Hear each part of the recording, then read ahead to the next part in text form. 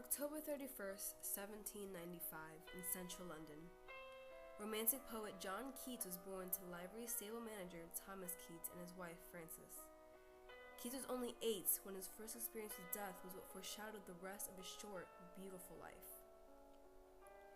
His father died from falling off of a horse, and not only did his mother quickly remarry, but died from tuberculosis 6 years later.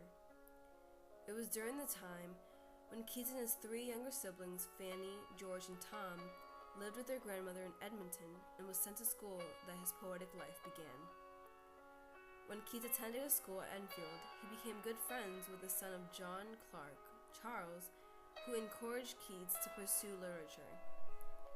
In 1811, after being sent by his grandmother to live with a man named Richard Abbey, Keats was encouraged to leave poetry and become a surgeon's apprentice. 3 years later, Keats decided to move to London to devote himself to poetry.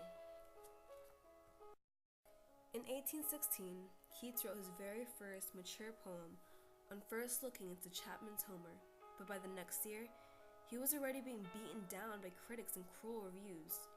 Not only did Keats have to deal with judgments, but his brother Tom was dying from tuberculosis, so he had the responsibility to care for him. By the next year, after Tom's death, Keats' poetry was the best ever, with full emotion pouring onto paper non-stop. In 1819, John Keats wrote his greatest and most memorable poems.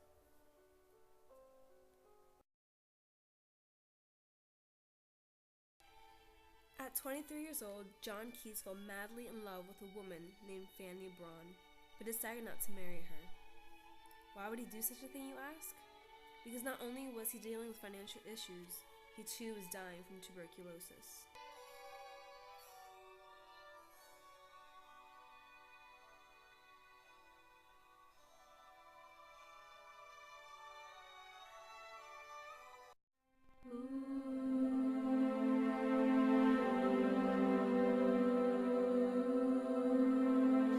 When I don't hear from him, it's as if I've died. As if the air is sucked out from my lungs. And I'm left desolate, but when I receive a letter, I know our world is real. It's the one I care for.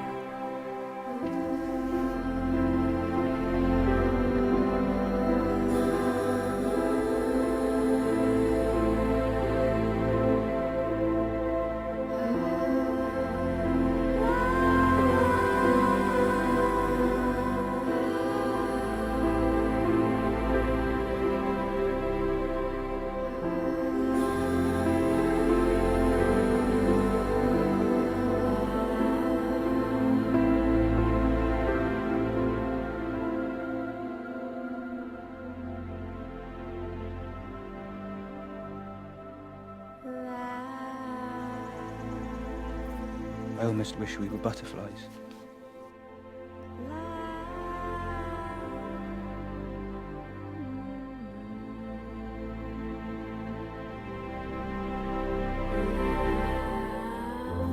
And lived but 3 summer days. 3 such days with you I could fill with more delight than 50 common years could ever contain.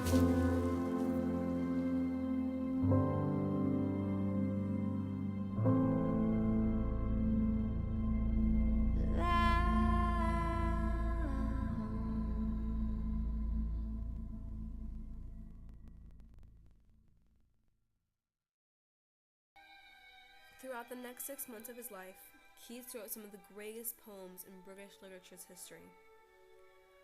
Only 3 months later, John Keats, one of the greatest romantics to have ever lived, coughed up blood and died in Rome, February 1821.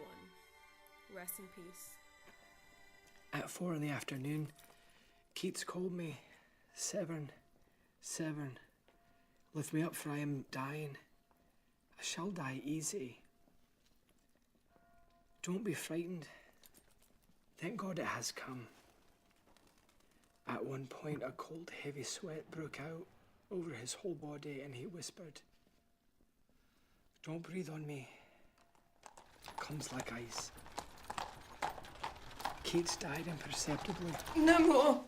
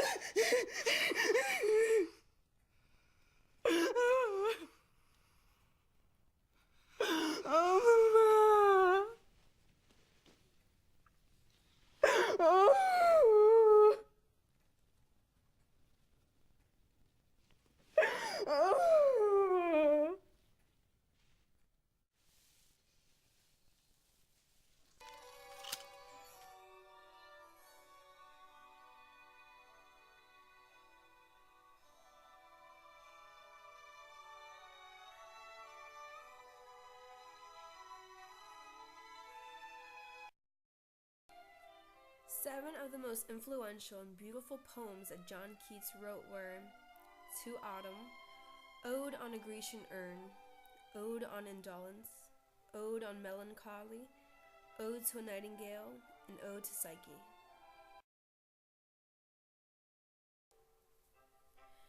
John Keats was not only making history himself, but history is being made all throughout Britain and especially the world. In 1789, storming of the Bastille begins the French Revolution.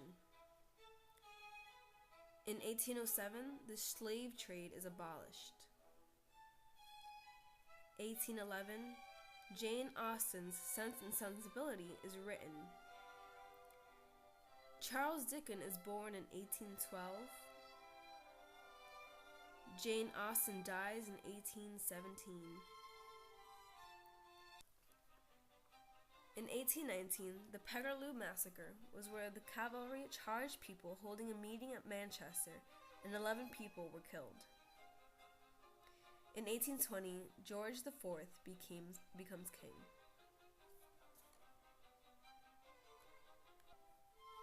In 1825, the world's first public passenger railway opens, called the Stockington and Darlington Railway.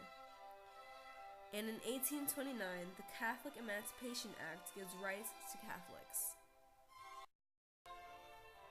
John Keats' influence include Leigh Hunt, who published his sonnets on First Looking in Chapman's Homer and O Solitude, who also introduced him to a circle of literary men, including Percy Bysshe Shelley and William Wordsworth. A thing of beauty is a joy forever. Its loveliness increases.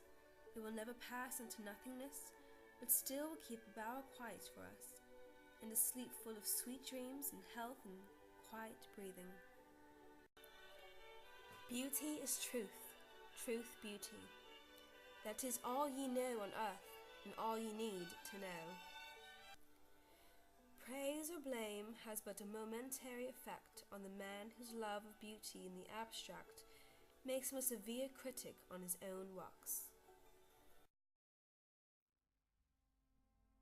My heart aches and drowsy numbness pains my senses, though of hemlock I had drunk, or emptied some dull opiate to the drains 1 minute past and Leithwoods had sunk.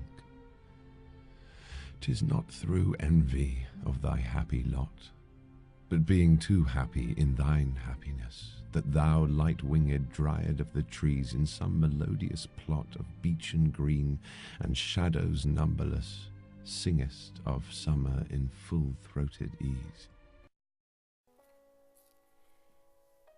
In the poem I researched, Ode to a Nightingale, written in 1819, John Keats described his feelings toward death by using nature, imagination, and the little nightingale.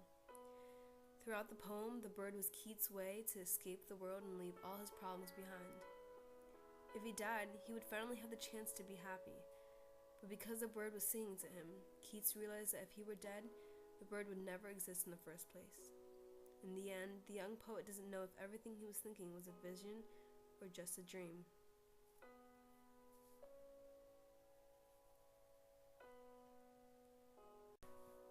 The Romantic period in the early 1800s is about nature and beauty. Keats portrayed these characteristics exactly using his own imagination.